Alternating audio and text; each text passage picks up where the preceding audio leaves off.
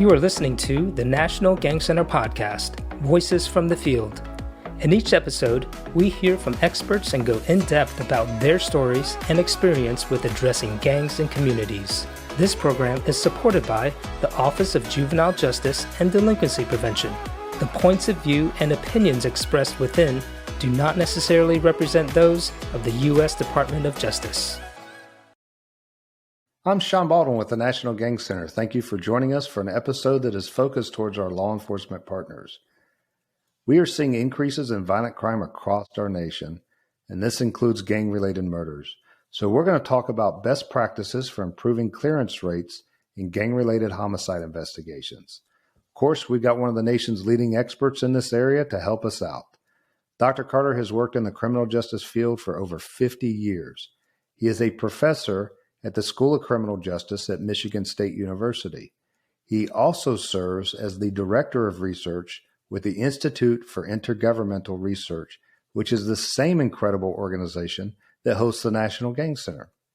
Dr. Carter is recognized as an expert in intelligence, terrorism, and violent crime, among other things. He is the author of several publications, including one titled Homicide Process Mapping, Best Practices for Increasing Homicide Clearances. Dr. Carter, thank you for joining us. So glad to be here. And when you say 50 years out loud, that's hard to believe, Sean. So let's talk about that before we get into the research. Can you tell us how you got into your career as a criminal justice professor and researcher?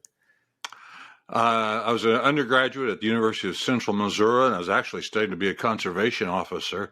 I had some classes with Kansas City police officers who were on a recruiting drive, so they recruited me. So I ended up going to work for the Kansas City, Missouri Police Department as a patrol officer. And then I just kind of fell into teaching a little bit, quite frankly, by accident almost, starting at the University of Texas, Rio Grande Valley, and then to Michigan State, where I've been for starting my 37th year. There's a couple things that just intrigue me there. I think it's rare that we have professors and researchers that actually have field experience as law enforcement officers. And secondly, how do you keep going 50 years in this career? What motivates you to keep going? I kind of a background. I think at the time I was at Kansas City, Clarence Kelly was chief, and it was a very robust emphasis on research. The Kansas City Preventive Patrol Experiment was going on at that particular time, of which I participated in. There was a wide range of police foundation and National Institute of Justice funded projects, and so research was part of the environment to be a patrol officer. Oddly enough, in Kansas City. What keeps me going? I just find it interesting. There's issues and things to address, challenges to overcome. I do a lot of work with the Bureau of Justice Assistance and DHS, with agencies to keep me in touch with the field. And so I'm a very policy-oriented researcher, but I just find it interesting and keep going. Incredible. As we get started here, when we talk about clearance rates and statistics, we probably need to mention a few points. For those that are outside of law enforcement that are listening in, a clearance rate is, in its simplest terms, the percentage of solved versus unsolved cases. And I also want to point out that although we're talking about this issue in terms of clearance rates and statistics, it's important that we express that the victims of murder are not statistics, and we understand that. These are human lives that have been lost, and we never want to do anything that marginalizes the meaning of that loss. So with that said, Dr. Carter, let's get into it. Let's talk about your research. So every homicide investigator that I've worked with over the years has a driving motivation to solve these cases, to find justice for the victims. They understand their role is to speak for the victims and find justice for the victims and their families.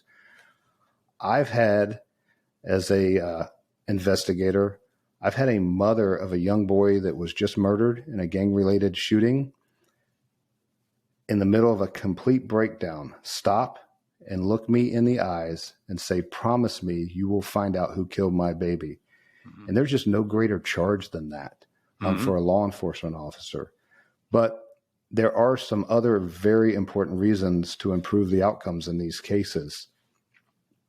Can you tell us why the research that you did is so practically important to our law enforcement officers? I think one thing that we have to recognize is that overall, most homicides are actually committed by repeat offenders. And so if you can increase your clearances, if you can get repeat offenders off the street, then what you're actually also doing at that same time is preventing future homicides. So you're not only providing justice to the victims, but you are also providing safer communities and saving lives. Right. So your research considered all homicides. We're talking today more specifically about gang-related homicides. Do you have an idea or a feel based on your research and your experience, just on average, what percentage of murders may be gang-related murders? Right now, it appears to be about 60%. That if you look at all the data nationwide, some may even go some particular communities, it may be even higher than that. So obviously a significant proportion of them. Right. So tell us what homicide process mapping is. Well, it kind of goes back to the foundation from where the Bureau of Justice Assistance looked at this and started looking at this issue. The BJA had two jurisdictions that had very high homicide rates, very low clearance rates.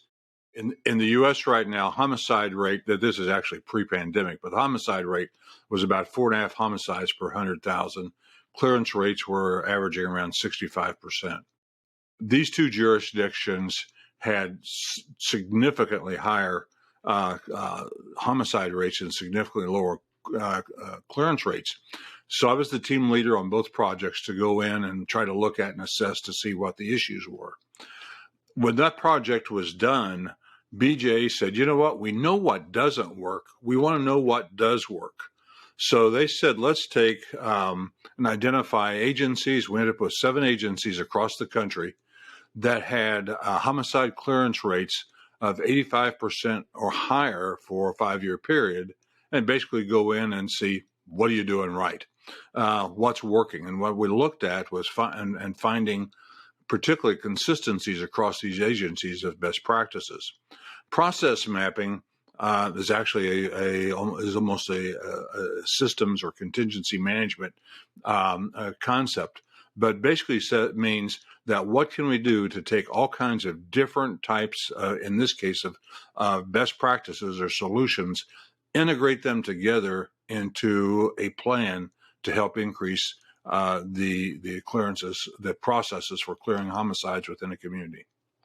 You mentioned the statistic 85%, agencies that had an 85% clearance rate. I don't want to, every community is different. Every case is different. And so there's no way to probably prescribe a target for homicide clearance statistics. But can you give us an idea, maybe in broad ranges, what a goal would be in terms of homicide clearance rates? I think if agencies are staffed properly and follow the right practices, I think realistically, even with gang homicides, 75% or higher is a realistic goal for most agencies. But there's a lot of things to do to get there. No doubt. And the agency that I worked in, that would have been a lofty goal for us for sure. There's no doubt about that. So like I said, I don't want to use that number to judge an agency's performance because of all the different variables.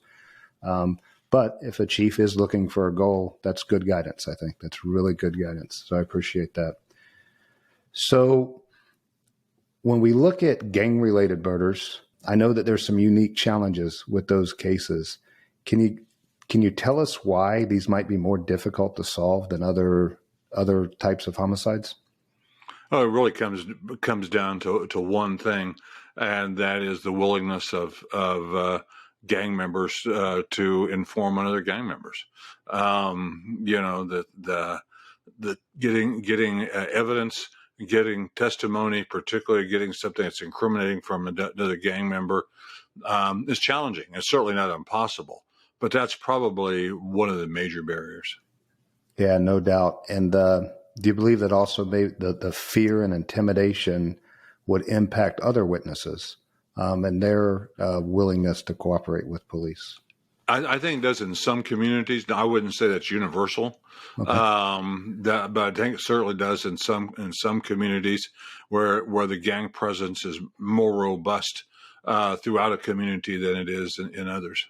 When there's fear and intimidation in a community and law enforcement officers are not able to solve these homicide, I think I can't help but think that in some communities they lose confidence in law enforcement's ability to solve these types of crimes. So therefore, they're just not going to cooperate.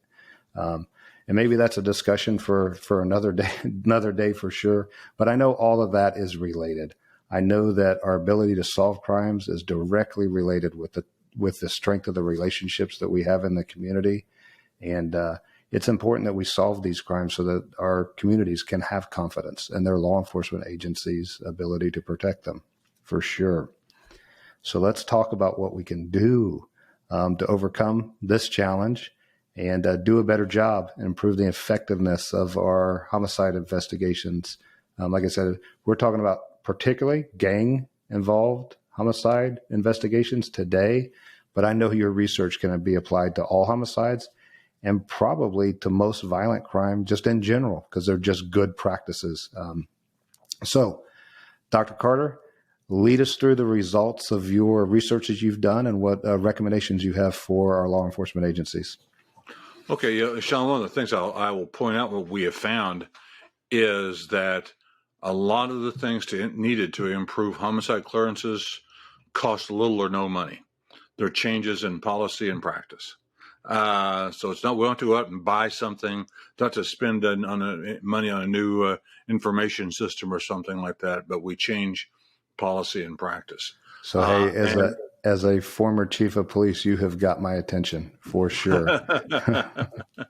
Well, interestingly, we saw some communities that actually took who were part of the National Public Safety Partnership and actually implemented some of these findings, and indeed within a year saw an increase in their clearances.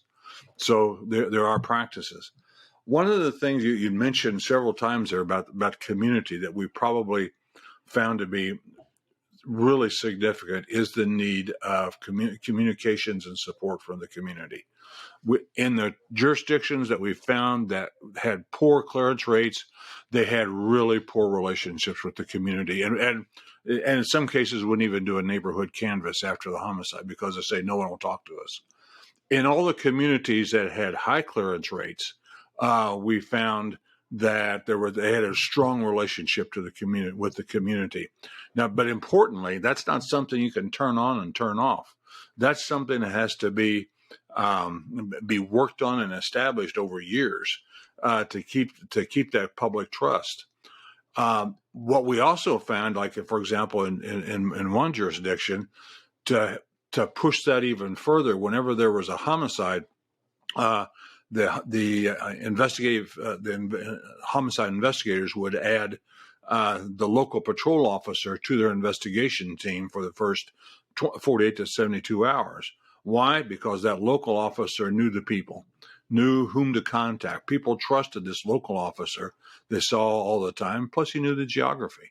So little things like adding that patrol officer to the homicide investigations team in the first 2 to 3 days shows that there's value to that, particularly with that community relationship.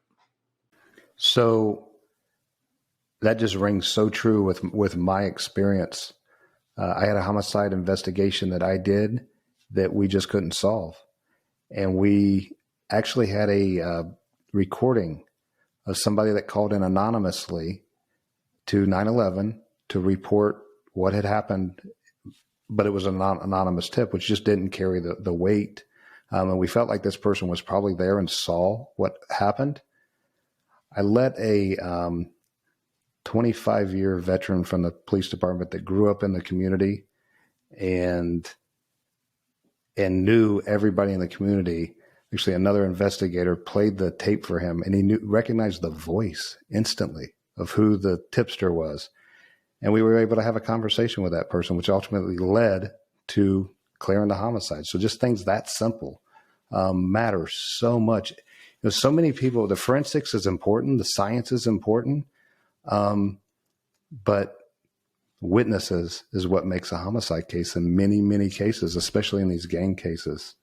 So yeah, that's incredibly important, the relationship in a community. So what else should we be doing? Well, I think rethinking the role of the homicide supervisor or the lead homicide investigator. What we found in our agencies that were successful was that they had a little bit different perspective in terms of the lead investigator. If you look at homicide investigators, and you kind of mentioned this earlier, but we envision this, doggedly persistent investigator who's going to track down every lead. What we found was that the most effective lead investigators were information managers. And what I mean by that is that they would often have an intelligence analyst. They would reach out to other units within the department who had specialized expertise and ask them to help in the homicide cases. And they would manage this information back. Now, that's important because historically we had always seen that homicide units, they did it all because they were the first among equals. And our agencies that were so successful, they would reach out. For example, if they had a gang-related homicide, they'd put gang investigator on the homicide investigation team.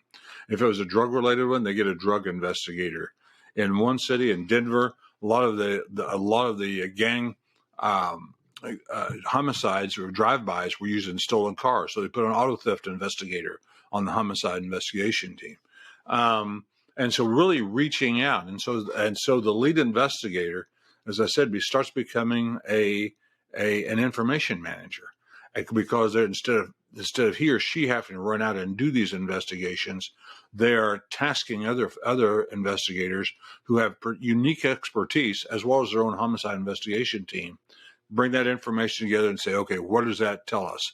And that's also where the value of an intelligence analyst came in, because all of our homicide successful homicide units had an intelligence analyst assigned to them. And everyone rely on that analyst to say, okay, what does this mean and what does this tell us?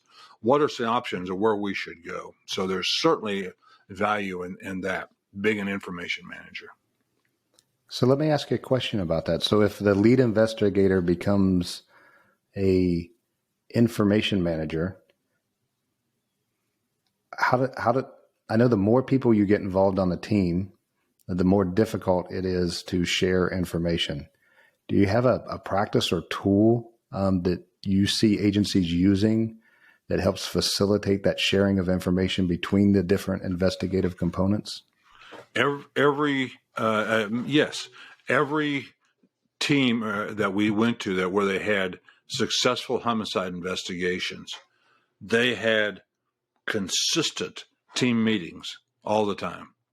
And they would bring everybody in. And there wasn't someone that was, well, we'll meet later. Mandatory, everybody comes in and we sit down. Rank is irrelevant. Assignment is irrelevant. What do you know? What did you find? So we would sit there, they would sit there and really, and I observed some of these, and were really good. It was informal, but a really good information sharing, and people were taking notes and writing down, throwing out ideas, but they were all equals around the table. So just to make it diverse, your rank, if you're a homicide investigator, if you're a non-sworn intelligence analyst, if you were a patrol officer, didn't make any difference. If you were on that team, all team members were equal, all contributed. And yeah, that's actually not an easy thing to accomplish. because of the social environment within an organization. But we saw it work, and it worked well, and that was, I think, an important aspect for that information sharing. Yeah, that willingness to share the information that you have is definitely a challenge, but that's what it takes to get the job done. Yeah, for sure, especially in today's world, with everything moving so quickly and so much information being out there, we get overwhelmed. And I love the idea of having a investigative team meeting. Is there a guideline for how often that should happen or when it should happen in the process? Yeah, and it kind of depends, but usually we found that within probably about 8 hours is when they had their first one. 8 hours after the crime scene was cleared, they would strive to have a meeting, and that's not cast in stone, but that seemed to be about what it was. The first 48 hours, it's almost a cliche, the first 48. But we found it to be realistic. Doesn't mean you're going to catch the offender, within the first 48. Not at all. I mean, you would in some instances, but the first 48 hours was important for getting the most valid and reliable information, so that your physical evidence didn't deteriorate or get contaminated. So you could identify witnesses. And so and before their memories started fading or changing, I mean, it was just critical for having robust information, whether that information was witness testimony, whether it was physical evidence, whether it was forensic evidence, whether it was digital evidence.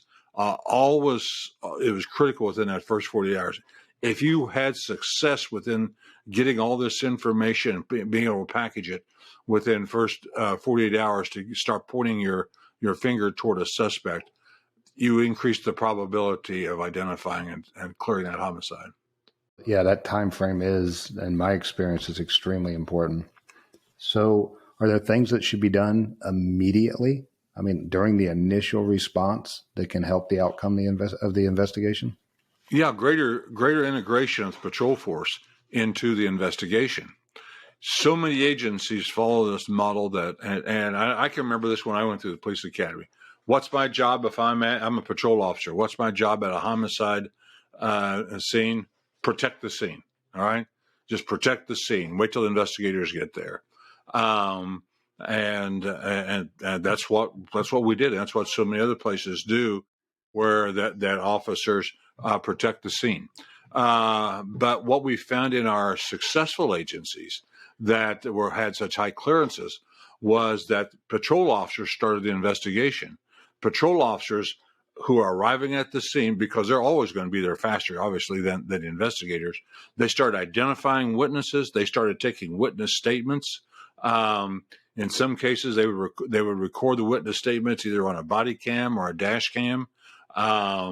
They would start identifying and locating evidence, and they would start this process. So that way, when crime scene technicians got there and investigators got there, you've not only got a protected scene, you've got a head start. And we even have, in fact, as in the appendix of the Homicide Process Mapping book, we have some sample forms that were used so that the patrol officers would fill out this information, identify people, information they found on it. And so when investigators got there, the first thing would happen was that the patrol sergeant would brief the investigators on, this is what we've done so far, here's all the information, and hand it over to them. So yeah, that made a huge difference in all of these agencies in terms of their successes. Yeah. Any recommendations in terms of the sort of the forensic side of it, the crime scene side of it? Any recommendations at all there? No, not other than that's why the fast response is important, not only to get to the scene, but even for the the patrol officers, because they may not be able to collect forensic evidence, but they can protect it, and particularly if their conditions are bad or starting to rain or something like that. So the responding patrol officers, when you say protecting the scene, they're not just keeping people out, they're also trying to protect the evidence at the scene. But the value and the importance of forensics is obviously important. We didn't dive into that a whole lot into this project, other than saying recognizing the importance of it and recognizing the importance for there to be a good relationship between the homicide investigators and the crime lab and the homicide investigators in the medical examiner's office. Because we found in our 2 jurisdictions that had poor clearance rates, there was just absolutely poor relationships between the crime lab, medical examiner, and the homicide unit in the police department. In those cases, the crime lab and medical examiners were separate organizations. They weren't part of the police department, and they just had really poor, and that really had an effect on clearances. Right. We've talked a bit about how difficult it is in these cases, especially in the gang-related cases, it is to get information from the community. And whether that's anonymous or it's witness testimony, it's just difficult to get that information. Are there any recommendations for communicating with the community or allowing the community to provide information back to the police department about particular investigations?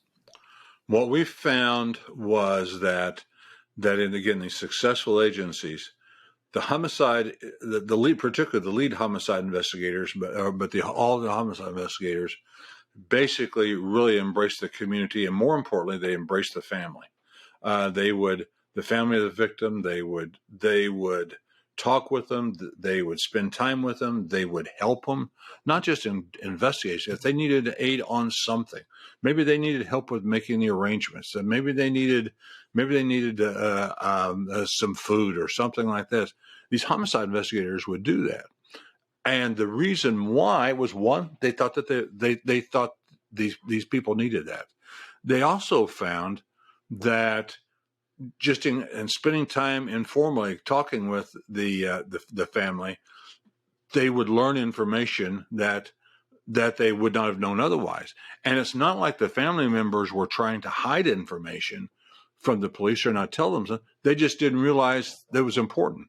They didn't realize that, oh yeah, and so Johnny saw so and so, or Johnny is over here, and but I don't know why, And all of a sudden they go, wait a minute, that's an important person or important address to know. And so there were things that the family members knew that were critical, but they didn't know that. And they would probably not have found that out had they not really embraced the family. But they almost approached the family almost in a role of being a victim advocate, not just an investigator, but a victim advocate. And we found that consistently. Now, I remember mentioning this to some others, investigators at one time, and they go, well, that's not our role. That's not what we do. We're investigators. But the investigators that were in these cities that were so successful viewed it differently, because they viewed that their role, part of it, was out there to help this family recover, and to aid that family. And by the way, that word gets out into the community too. Yeah, and we've learned so much more here recently about trauma-informed responses in that exact same area. So that is important. What about maybe on a little bigger picture? What can chiefs of police and sheriffs and directors of law enforcement agencies do to help support the homicide investigators and their teams? Well, there's a big picture and a little picture. I won't say a little picture, but more finite things. One is overtime is essential. I mean, you just got to come right down to it. Overtime is essential. It may surprise you. I'm going to dollars and cents here real quick. But if you're going to have investigators out there respond to these homicides in that first 48 hours, you got to have it. So, I mean, you need to understand that. Adequate staffing is essential. A homicide, what we found, optimum was that for a homicide squad, you would have 4 investigators and one supervisor. Each of those 4 investigators would be the lead investigator on about 3 homicides a year. So you're talking about a squad could efficiently and effectively investigate 12 homicides a year. If you have much more than that, you need to start adding staff, because if you start adding staff, I mean, if you don't start adding staff and you start overburdening your investigators, it's going to go down. Your clearance rates are going to go down. And so, homicide investigations are labor intensive. And so you have to have the staff to be able to do that. And because when you start not only doing the investigations, doing the interviews, the reporting, all of the tasks that are required, and we identified 96, I think it was, tasks that need to be done within the first 48 hours. When you start looking at all this, the time that it takes to do all this stuff, I said very labor intensive. So making sure you're adequate staffing. If you have a low clearance rate, look at that. Do we have enough people that are assigned? And then setting the stage and setting the tone for the community relationship. That's got to start at the top. It has to be a commitment of the chief executive to say, this is important to us, that we have good community relationship, that we are we are an accountable law enforcement agency.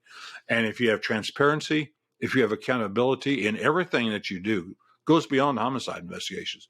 You have transparency and accountability within your agency, the public's going to trust you more. All right? Public trusts you more, they're going to communicate with you better. They're going to communicate on all kinds of issues, and that includes homicide investigations. Right. And I know the beyond just the number of staffing, it's the people that you have in the place, and investing in the people that you have in the place. Any guidance on selecting and training homicide investigators and the people that are responsible for this work? There's training programs and that deals with homicide investigations that are readily available, and some departments have developed their own. That's right. So but any investigator could do this. Most agencies we've found would choose their homicide investigators from other investigative units. Maybe you have a robbery or assault or even crimes against a property, like a burglary investigator, simply because they had a method down. They had reporting skills down. They had interview skills down. And so a lot of them, almost exclusively, I think, drew their investigators, their homicide investigators, from other investigative units. But looking at the person, are they a self-starter? Are they an extrovert? Are they a little OCD? Because they're necessary for getting all the details and documenting the details. So there are personality traits, and frankly, did they get along? The personality of the individual, while that's not something that you can identify as a bona fide occupational qualification, but the personality of the individual was important. And we heard this over and over. Is this person going to get along with the rest of us? Because if you don't get along with your squad, you're not going to be very successful. So we could talk about this for hours. You could probably do like a 3-day training for law enforcement agencies on what to do. Unfortunately, we don't have that kind of time. But I can tell you this: all of this information and so much more is in that guidebook, the Homicide Process Mapping, Best Practices for Increasing Homicide Clearances. We'll include that information, a link to that publication, in our description for our listeners. And it actually has checklist in it, what to do in the first 48 hours and beyond. And it has questions you can ask yourself in order to evaluate your effectiveness. It's a great guidebook. It's well worth anybody that's involved in this line of work should pick it up, and it's just a must read for sure. Dr. Carter, I want to thank you for taking a little bit of your time and sharing your 50 years of experience and research that you have done with us. So thank you so much for joining us and sharing that expertise. My pleasure, Sean. Thanks for having me, and the best to all out there. Yeah. So if our listeners would like to learn more about Dr. Carter's work, please check the description for a link to the Homicide Processing Mapping publication, and we'll include some other resources that may be of value to you. Be well and be safe. The National Gang Center is committed to informing, equipping, and training communities to prevent gang violence, reduce gang involvement, and suppress gang-related crime.